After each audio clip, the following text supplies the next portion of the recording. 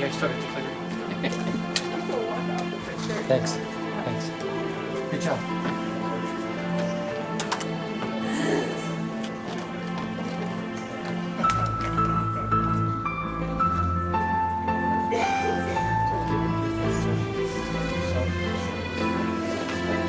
Yeah, about 20 seconds. 10 seconds. Deflation.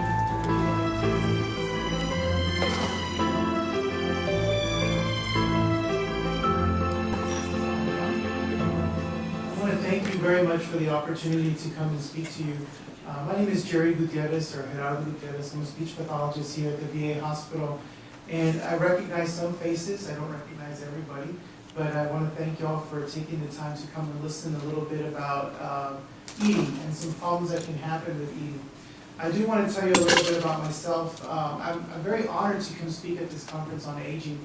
Except I think growing up with my childhood, I was a little bit skewed on my view of aging because my parents, my mom used to call me her miracle child because my dad was 50 and my mom was 41 when I was born. And so to me, when I think of a person in their 60s or 70s, I don't see them as old because I see my dad, walking around with me while I was riding my bike or going different places with me. So, but I really appreciate the opportunity to come and speak to you about swallowing and aging.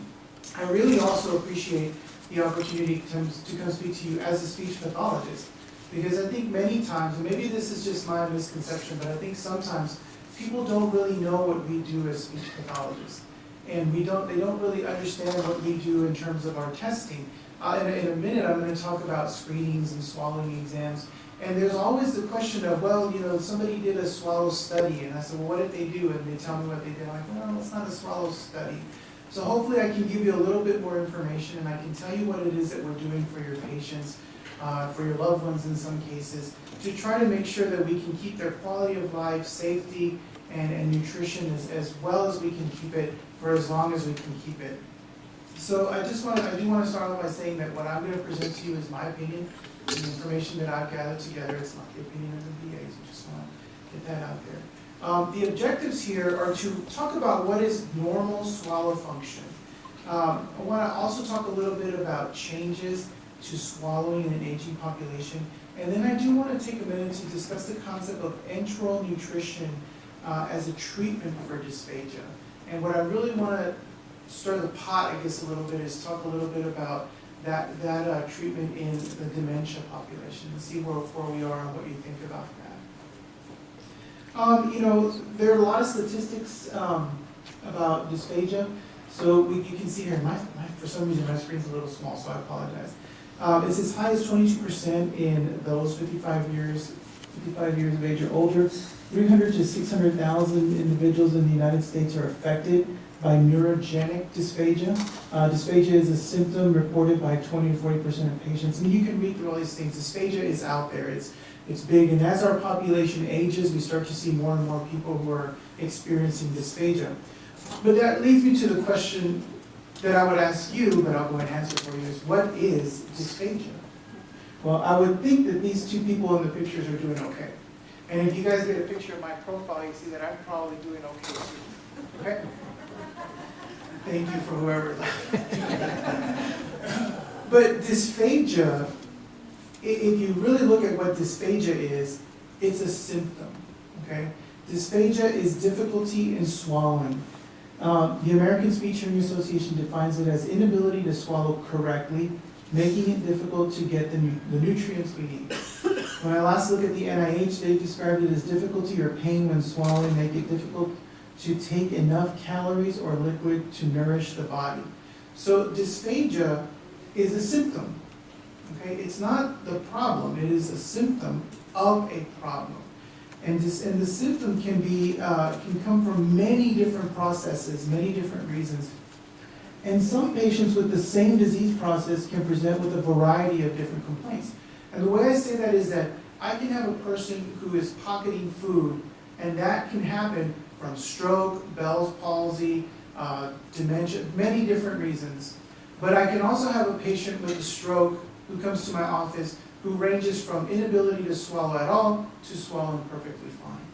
And so dysphagia is a symptom of a problem going on, and it can present itself in many different ways depending on the person who's coming to visit us. However, sometimes people do describe dysphagia as the problem itself, and that can get kind of tricky. The speech pathologist in dysphagia, I want to emphasize that the speech pathologist, and we really strongly believe this here, speech pathologist is a team member in the management of this symptom. We in speech pathology do not work alone in trying to help our patients who have this issue. We rely on many different people, from the doctor who is expressed concern to consult us, to the nurse who sees the patient on a day-to-day basis and is trying to help them with their meds, to the CNA who is working with them to try to make sure that they're following the strategies, to the family member who is struggling to try to either help their patient be compliant or their family member be compliant or work around this, to the patient themselves. And I think the patient is the biggest member of this team, but the speech pathologist is a member of the team. And really, the role of the speech pathologist should not be only to identify the presence or absence of dysphagia. That is not our role. I can't tell you how many times we go see a patient on the units and we come out of the room and somebody will tell us that they pass or fail. Well, it's not a pass-fail test. Number two, we're not there to just say they can eat or not eat. Our goal is to help the patient get nutrition if it's safe, and if it's not, develop a plan to get them to that point or keep them at that point. So we're not just about saying yes or no. We're about more than that. So what do? We assist in identifying the underlying mechanisms resulting in the symptom, and we also recommend a plan to address that symptom. So I hope that's the biggest thing that I want to say about speech pathology, is that we're not there to just say pass-fail. We really want to be there to help the patients and come up with a plan to help the patients. Okay, so I think for us to understand what happens when things go wrong, especially with normal aging or dementia, I really wanted to take a moment to really talk about what is normal swallow. And I apologize, are there any speech pathologists here other than Jody? Okay, I think I heard there's some social workers, nurses, okay, doctors.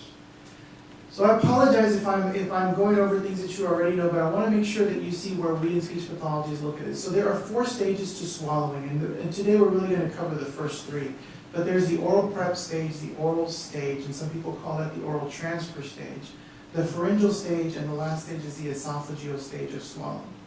And the oral prep stage is my favorite stage because this is where we chew the food, enjoy the food, we masticate the food. The patients have to have a good sensation of what food is in their mouth, the point at where food is enjoyed. And for many people, you really have to not just think about the texture of the food, but the flavor of the food. I mean, in all honesty, if somebody gave me an oyster to eat right now, it would be a delicious thing, but the texture of the food is not something that I'm going to enjoy. If somebody gave me a flavor that I'm not familiar with, I might just spit it right back out. And think about that when we look at some of our patients whose cognitive function is not the same as ours is.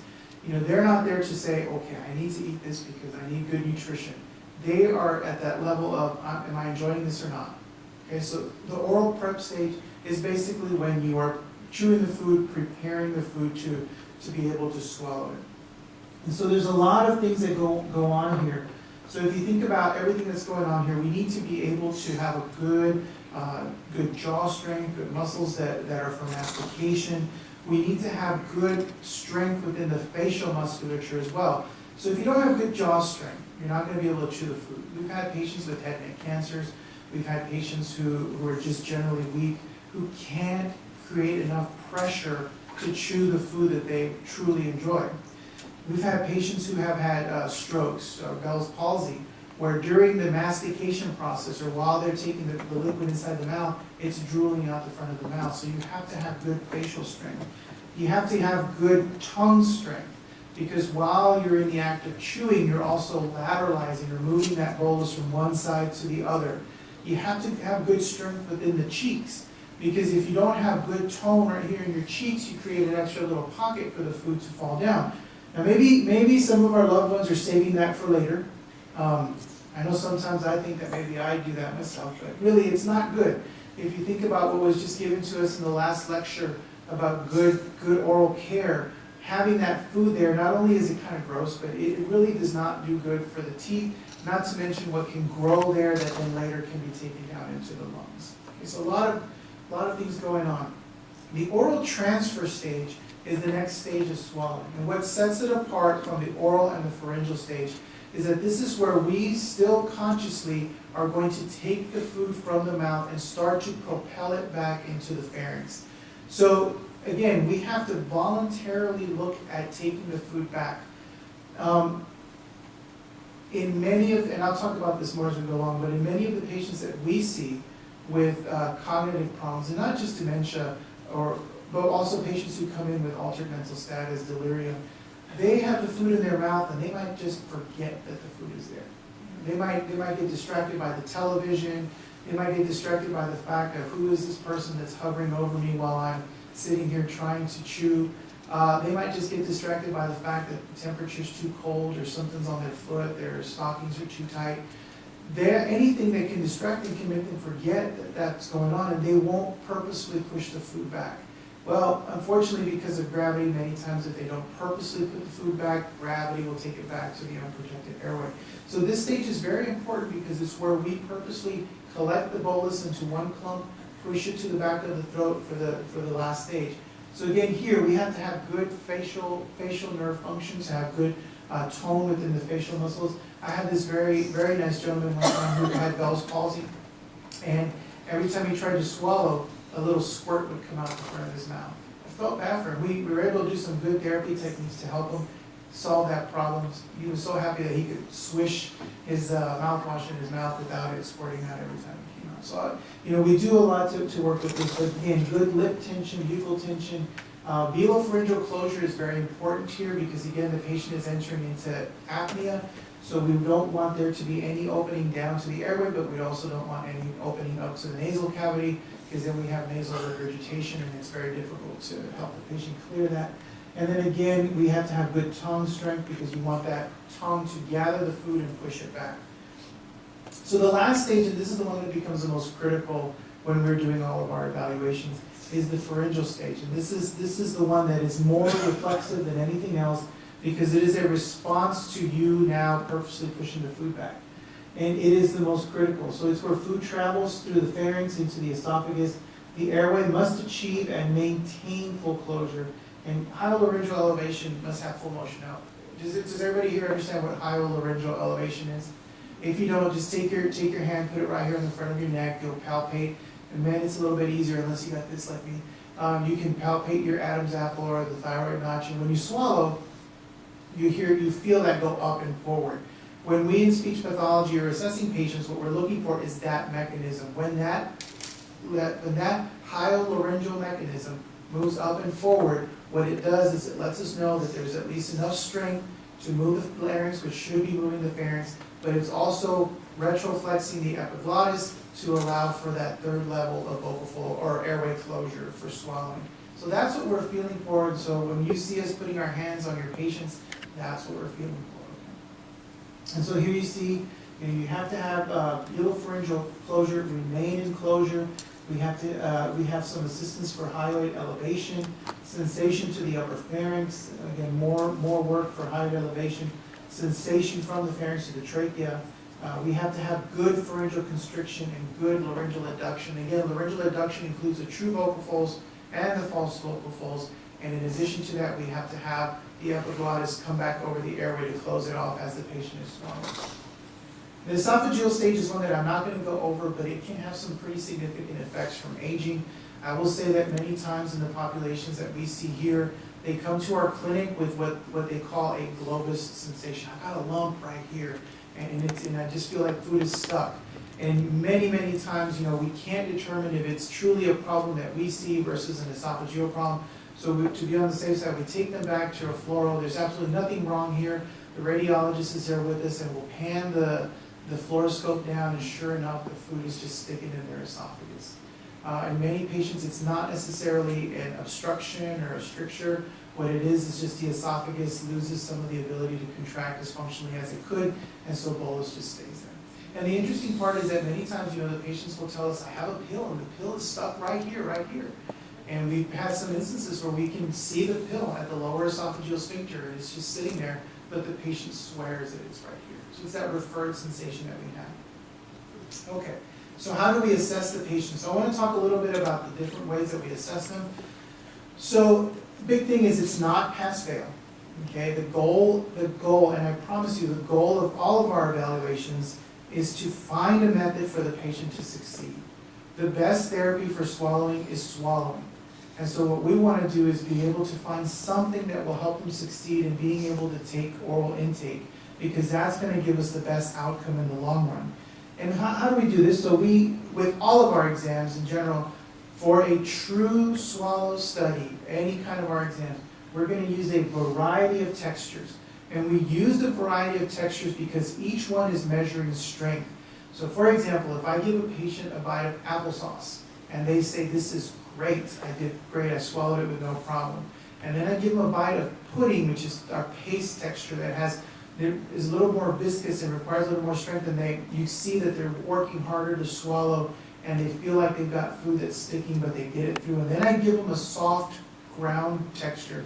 And now they're telling me that this is cueing us in as a speech pathologist to what's going on. This is a problem with strength. It lets us know not only how do we compensate now, but how do we treat this in the long run. We do a variety of liquid textures too. So as much as I like to think that I could beat my 12-year-old son in a foot race, well, yes, I know I'm out of shape, but just by getting a little older, he's going to be a little faster than me. So muscles sometimes work a little slower. Muscles after a neurologic event, such as a patient might have had a stroke or a patient might have a diagnosis of Parkinson's, those muscles may not be working as fast or efficiently, so they move slower. If the muscles are moving slower to get to airway closure, and we have a fast-moving liquid bolus that enters into the pharynx before the airway is closed, we run into problems. So we talk about thickened liquids, because what are the thickened liquids doing? Simply, they are slowing down the movement of the bolus to match the speed of the airway closure. That's why we're testing all these different consistencies. That's why many times people see me walking around the hospital with a lunch bag and they're saying, well, you're going home already? Or isn't this your 4th or 5th lunch today? No, what I'm doing is I'm taking the food up to the patient to test those different textures and viscosities to see what can I help you succeed with. And by looking at these different textures, I can help you figure out where is the problem coming from so we can fix this problem if we can in the long run. We also do some things like we test the patient's postures, maneuvers. I'll talk more about them in a little bit. But this is what we're doing. Now, a screening is different. A screening is pass-fail. Okay? And a screening is defined as a minimally invasive procedure just to simply see if the patient is having problems or not. Now there is, and I could read through this, and I would if you want me to, but there is no universal agreement on what is the screening for dysphagia. Okay? If they say about one VA is one VA, well, one screening truly is one screening. And there are people out there who are really looking at the different screenings and looking at the evidence. The one that I'm most familiar with is one that was done by one of my friends and colleagues in the VA. Her name is Deb Suter, when she was working with Dr. Leader. And what they looked at is a water challenge, a 3-ounce water challenge. And what they did is they took a variety of patients, pediatric to geriatrics, and they gave them a 3-ounce water challenge. And then what they did is they actually had an endoscope in there. And what they found was it was a very good test to determine the possibility of problems. Okay? My colleague at the Houston VA, she's taking a little bit different approach. And for us in speech pathology here, it really has an impact, because what she's looking at hers is a 2-step screening approach, where the first step is looking at mental status. And that if they meet the qualifications for a certain level of mental status, then they will move forward to a water challenge. And that's significant because how many patients of ours come in altered, with delirium, with baseline dementia. So that means that a lot of these patients who would be coming in would automatically need to have a formal swallow study if they fail the screening. So it's just something to think about when people are talking about all the different screenings that are out there and that are being used for a variety of different things. Okay, so the clinical swallow evaluation is what I mentioned to you first. This is where we as the speech pathologist go to the room. We will do a case history, we will review the chart. If the patient is able to give us a history, we'll take history from them, we'll take history from family members, we'll talk to them, we'll observe their behaviors. The other things that we'll do is we'll do a good oral function exam. You know, I like to think that short of ENT and dentists, we probably look in just as many mouths as other people, and it's an interesting experience looking in people's mouths, especially when your hands are closed and they might be biting. But we've got cat-like reflexes in some cases. But we do visual observations. You know, we're looking at how well are they chewing while we're giving them the different boluses. How well do they look like they're a little bit out of breath as they're doing this? We might monitor their oxygen levels. We're listening for them. Of course, we listen to the patient's voice, so that if I ask them, you know, how are you doing today? Oh, I'm doing great. And as soon as I start giving them food, their voice starts sounding gurgly and wet, or they start coughing. That's giving me cues that something's going on. And in many cases, if I have a very good, compliant patient that I can work with, do maneuvers, do strategies, we can figure out that problem at bedside so that we can get on the road to getting better by getting a good diet at this point, working on how we're going to make this better. But and Jody right there, she can raise her hand if she wants, but she's a current clinical fellow, and one of the things that I always tell her when we go see our patients, we either feel so confident that they can eat that let's give them a diet. I feel so confident that this is just not going right. We're putting this patient at a severe risk for moving forward, that we should just consider not eating by mouth, or I don't know. And sometimes when we get to those patients, we cannot leave after a clinical exam saying, I got it, I know. It's I don't know. And that's where we move on to our instrumented exams that give us more definitive data. The fiber optic endoscope is a good exam.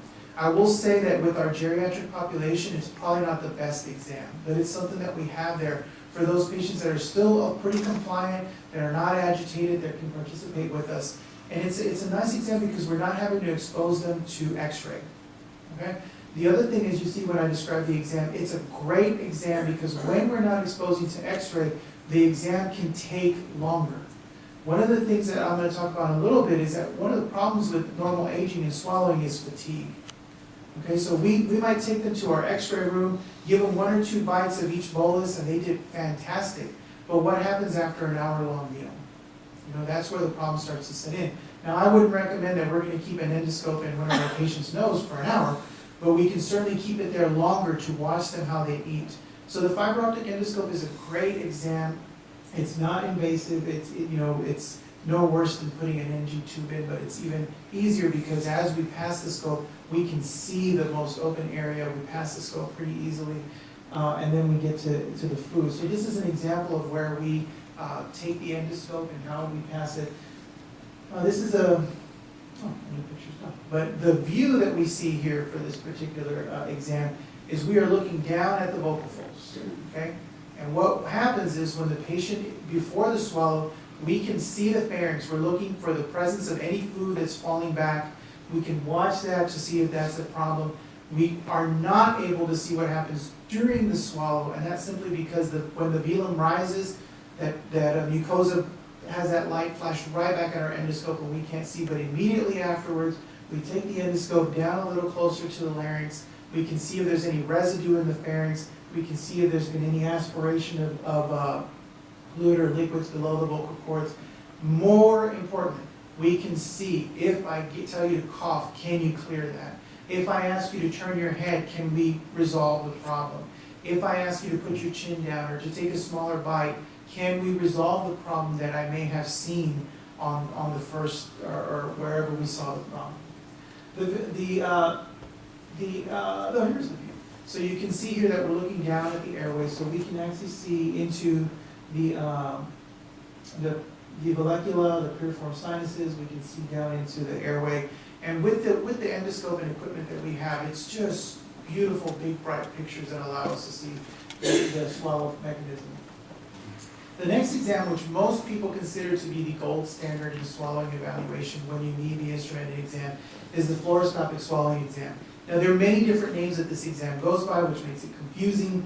You know, the video fluoro, the modified barium swallow, the dynamic swallow assessment. But basically what it is unlike the barium swallow or the esophagram that will briefly look at the pharynx. We are concentrating on the oral stages and pharyngeal stages. And we are using all those bolus consistencies that I talked about earlier. So this exam is going to focus on here, and it allows us to see the entire swallow. If you can see this video or this picture of the oral cavity, the oral pharynx, hypopharynx, you can see that we're able to see throughout. And as the patient is swallowing, we can really easily see where the food is going. We can identify aspiration. We can identify the ability to resolve that. So many different things. Okay, so normal aging. Well, what happens here? So with our normal aging, now that we know about all of these things that go into a normal swallow, we know that there's a reduction in the bulk of the vocal folds. And so we work very closely with our ENT doctors, and we do endoscopy for them all the time. And it's very common in our normal aging patients that we see the vocal folds have lost bulk. And basically what they do is they take a straight edge shape that when they go to adduct and close should be like this. They take a curved shape because they sag and they close like this. Okay? So it leaves a gap. Now that's important because while you still have the false vocal cords and the the epiglottis retroflexing to protect the airway, good subglottic pressure is very important for swallow function. And when you start to lose that, you start to lose some of the ability to create pharyngeal pressure. Reduction in the bulk of the base of tongue, and in a picture I'm going to show you, you'll see why that's important. Base of tongue movement is so important because as you swallow, the base of tongue has to push back to propel the food through the pharynx. If the base of tongue has lost bulk, guess what? The base of tongue now has to move further and work harder with less muscle. We have an elongated and dilated pharynx, and the biggest issue is endurance. Okay? So here are some pictures. This top left picture is not of a normal aging person. As we go through here, you start to see an aging neck, and so you see there's more space here than there is here. You can really see here that there's a little more space. And this is the problem that we're having. So the aging patient is having to work harder for the same amount of time. Okay? Now, not every patient is like this. Okay? But let me just show you this one. No, I didn't forget to rotate the picture. The patient posture is also very important. So there's some patients where they really will come into the building like this. And while good upright posture is so beneficial for eating, sometimes you just can't break that, And in this particular case, again, we're also looking at gravity. Gravity now will help bring the liquid into the airway, or the bolus into the airway.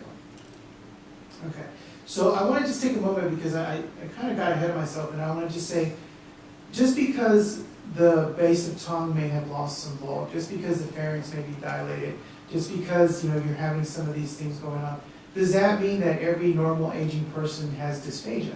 No. So I want to go back to what I said earlier. Dysphagia is a symptom. And so if the patient is not complaining of a problem swallowing and they are perfectly fine, there's not a problem there. I remember I went once to a GI, to do a presentation for the GI clinic, and they asked me, when in an aging person is dysphagia present? When they complain about it. Okay?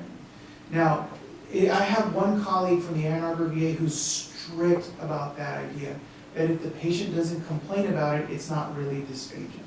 But there are some people who might come to the facility with a raging pneumonia and they're aspirating everything. They're not complaining about that as a problem, but again, now we see that there is a problem.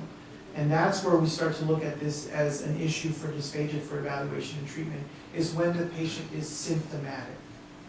Okay? So, talked about here, loss of muscle bulk, loss of dentition.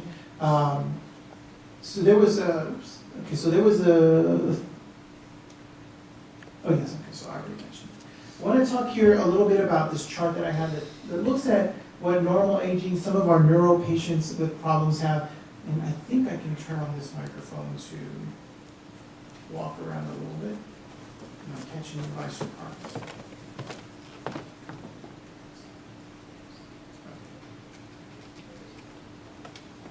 Okay, so if we look again at the ideas that we talked about, mastication. So mastication in a normal person, it's not, again, none of these should be problems where we should be able to masticate any bolus that we're given. If I want to go and chew a piece of peanut brittle, that should be perfectly fine with my dentition to strengthen my oral cavity. Bolus maintenance, keep it in the oral cavity. In many of our neuro patients, the problem comes from weak musculature to be able to create that crushing power, or with the bolus maintenance, they might have loss of facial tone that we talked about earlier, pocketing oral residue. So I just ask, what would you expect to see with some of these things if the problem is in aging? I would argue that the biggest issues you would see with mastication is the problem that Dr. Panovich talked about earlier, is the loss or difficulty with dentition, or pain when you start to have difficulty with the dentition. Bolus maintenance really can come from it really should not be an issue unless you have a neurologic impairment. Bolus management, I'm going to talk about that in a second. Bolus clearance is when they are able to propel the bolus out of the oral cavity after the swallow. But bolus management in our normal aging population is something that we do see. Now, what happens is we want to keep the bolus in the oral cavity, but sometimes the bolus does fall posterior into the vallecula before the patient is ready to swallow.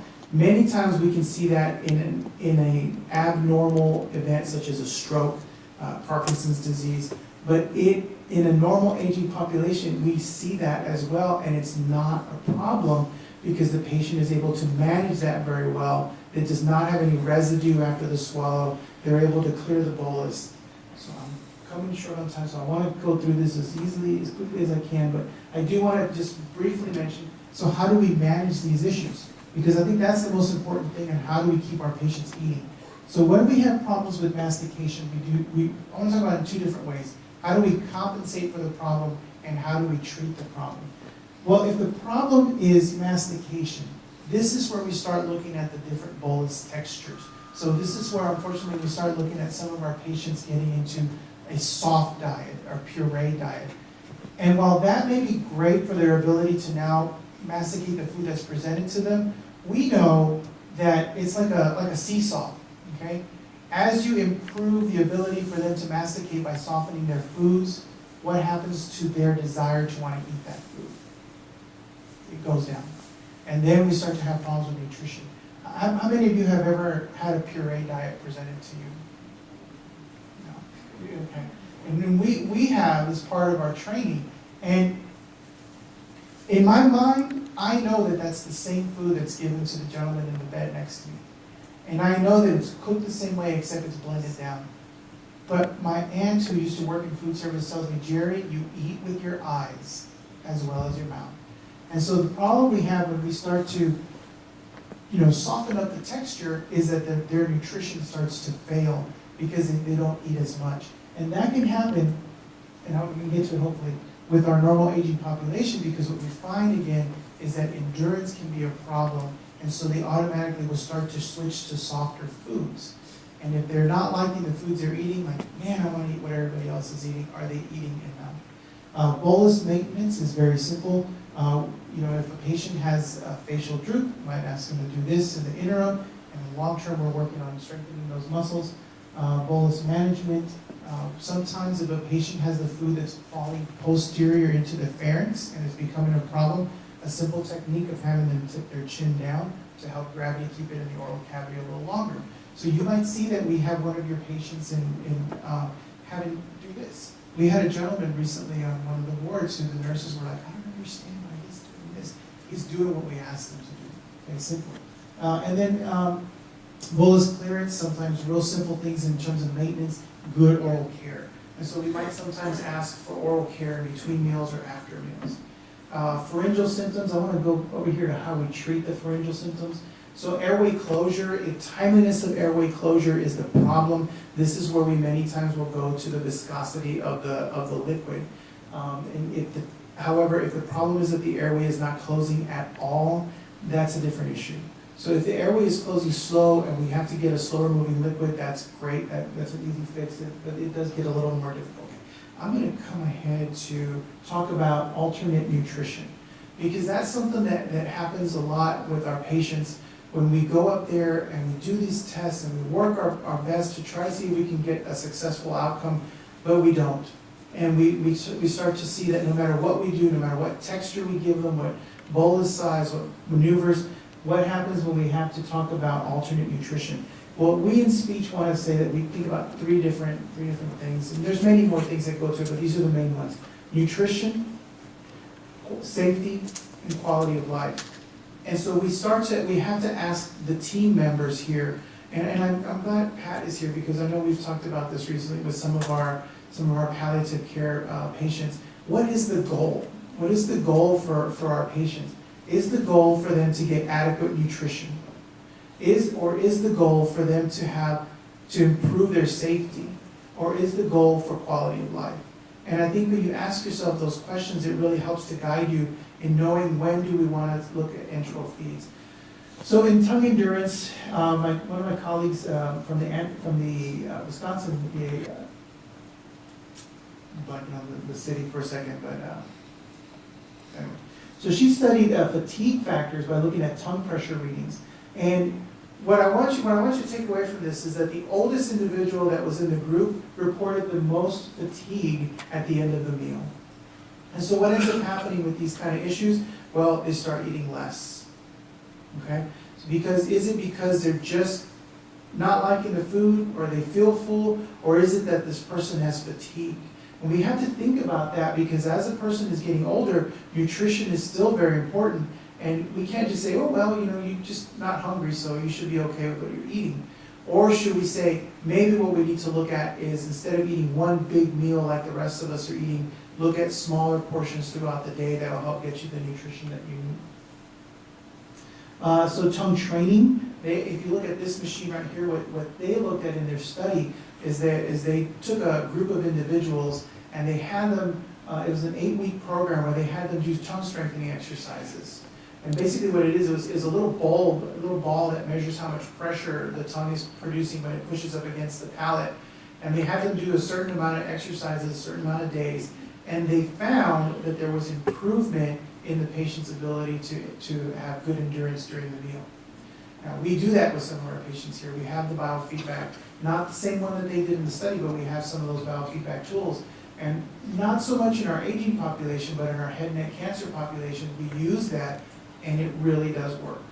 Okay, I know I was interested when she said that the vascularity of the tongue doesn't change with aging, but the endurance seems to have an effect. So again, what are our goals? Our goals are to help the patient succeed, establish a plan. So in dementia, because this is the problem that we have where we really struggle because I think as speech pathologists want to help our patients to do well. But in some instances, there are cases where we can't find that solution.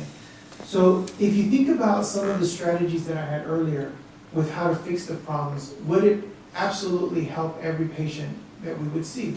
So if the problem is mastication, would simply pureeing a food help a patient with dementia swallow better? It could, okay? It could. But again, what I mentioned earlier is now we're looking at the person's going to feel this food in their mouth. Is this something they're going to enjoy and eat, or are they just going to leave it on the tray? Okay?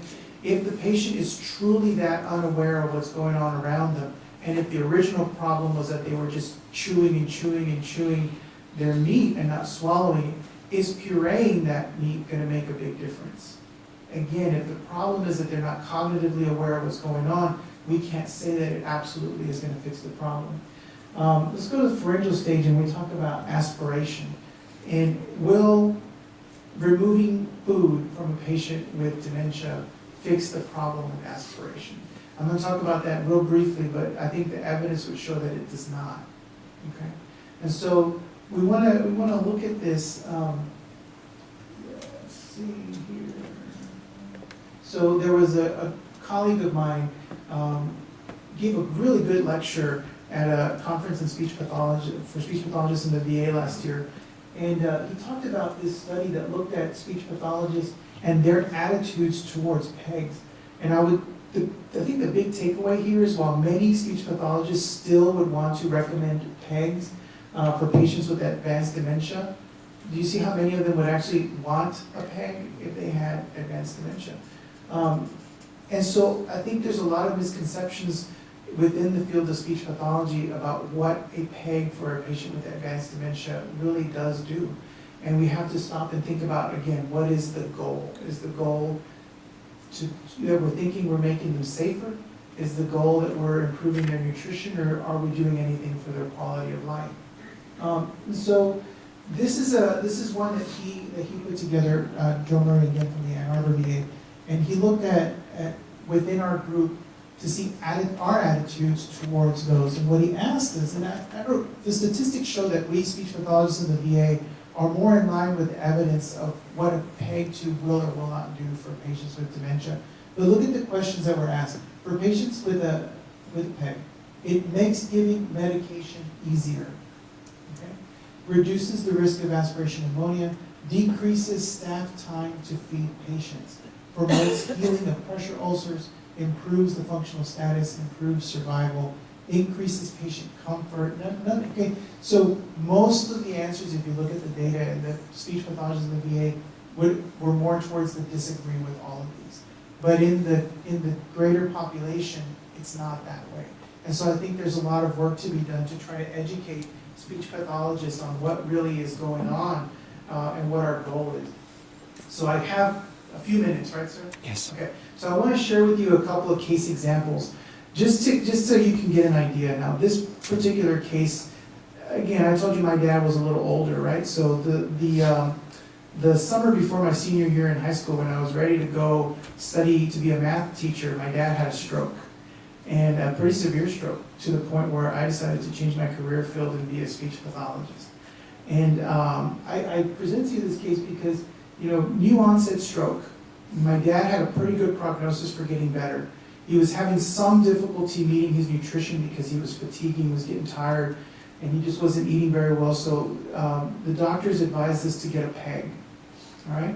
So we felt, well, okay, well, he's still eating. He's meeting he's enjoying eating, but he's getting supplements through the PEG tube. So what happens if over the years he becomes less and less responsive? And is to the point now where he's not communicating, not eating at all, not enjoying his foods, recurrent pneumonias, frequent trips to the hospital. At this point, me and our family, we start to question ourselves about the goal of the PEG tube and the goal of enteral feedings and nutrition. That's not your typical aging patient, but I just wanted to share that with you because this is a decision that I've had to struggle with in my life with my parent, on when it was appropriate to receive enteral nutrition or not. And so that's why I take it very seriously when we discuss this with our patients here at the hospital, when they're considering whether or not that's the step that they want to take. So I would say, let's think of this just fictitious idea. A 95-year-old male, advanced dementia, the video fluoro has found that they aspirate on every bolus, everything that we give them. The patient is not following commands for strategies. The patient's wishes were for no tubes, but this was never in writing. And what do we do? And then that's where we run into the difficult decision, because what ends up happening is, I can tell you we tell the doctor, look, our clinical decision, our clinical finding is this, is that the patient is not safe for PO intake. But that's not the ultimate decision that needs to be made here. This has to be a discussion with the patient's family, palliative care team, to see what is the goal for this patient and the outcome. Because if the goal is simply to get calories in them, well, sure, a PEG could fix that. But there's more at going on with this particular patient than that. And I will say, because I know I'm just about out of time, that we have many, many patients who we know are aspirating, but they continue to aspirate over time. And not all of them develop the life-threatening situations quickly, but as a speech pathologist, we can't say that's not going to happen. So we have to talk about the risk. And I think what I like to think that we're doing for our patients is making sure we educate the families as to what the real risk level is here, so that they have a good understanding of what could happen when they make the choices that are what the patient wishes were for quality of life. All right, any questions from you? Yes, ma'am. You mentioned earlier that switching to a mechanical soft or pure diet, eventually the patient would not want to take in more solids? No, what I'm saying is that in some cases, depending on the cognitive level of the patient, if all you're doing is chopping up the food or pureeing the food, some patients immediately will not like it. And so what will happen is they just will stop eating it. I can give you an example that Jody and I had a couple weeks ago. We had a gentleman who was very confused, altered mental status, who when we gave him food to chew on that needed to be chewed, did not do very well. But when we gave soft food, he did well because there was less time that needed to be chewed, and he swallowed it a lot better. But he told us, I hate this. It looks like somebody's already chewed it before I even got it. And he refused to eat it.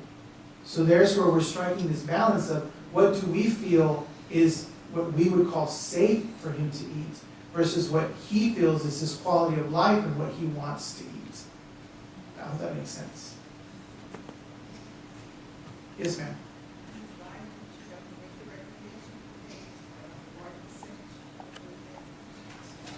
I think you said, do we find that we make a large recommendation of PEGs? Wow, I don't think, I'm gonna have to go off the top of my head because I don't have any statistics that we keep on that.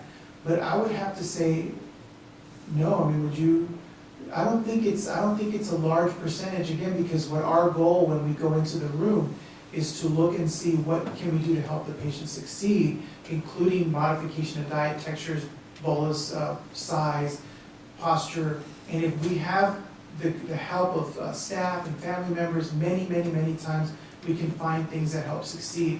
But unfortunately, nowadays we're seeing some very sick patients, and sometimes what we do have to ask for is almost like a period of time where they may not be doing well, where they might need an NG tube or a Dopphoff tube to sort of get them through this acute level of where their illness is or delirium is.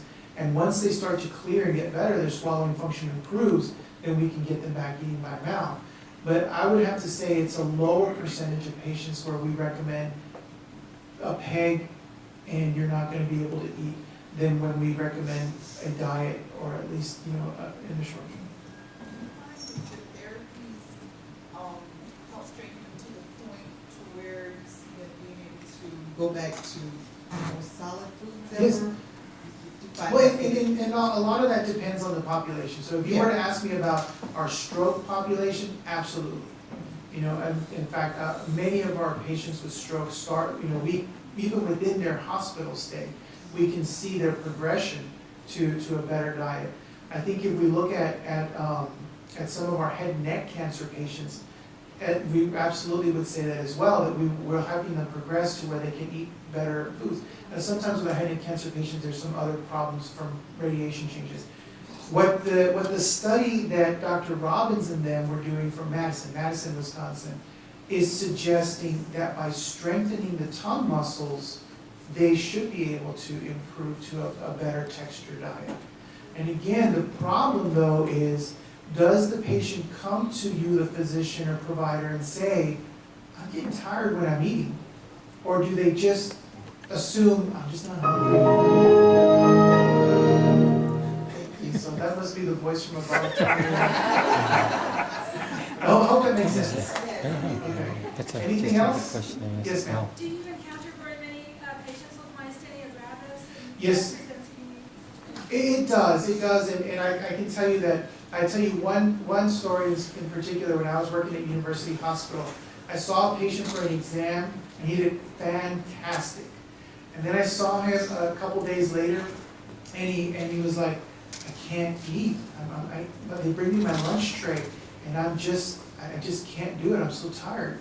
Well, we sat down and we looked at it. Well, he was doing physical therapy right before eating.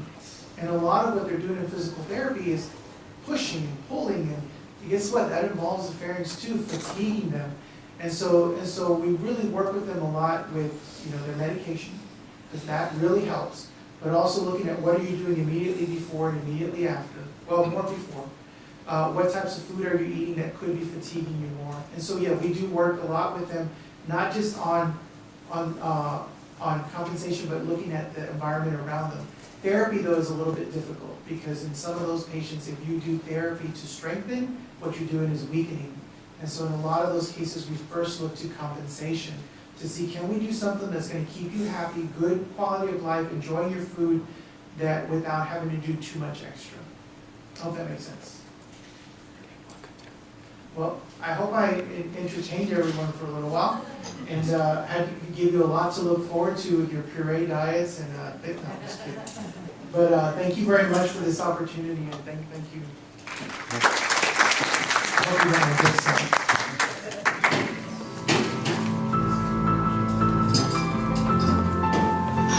Ladies and gentlemen, we're going to take about 15 minutes.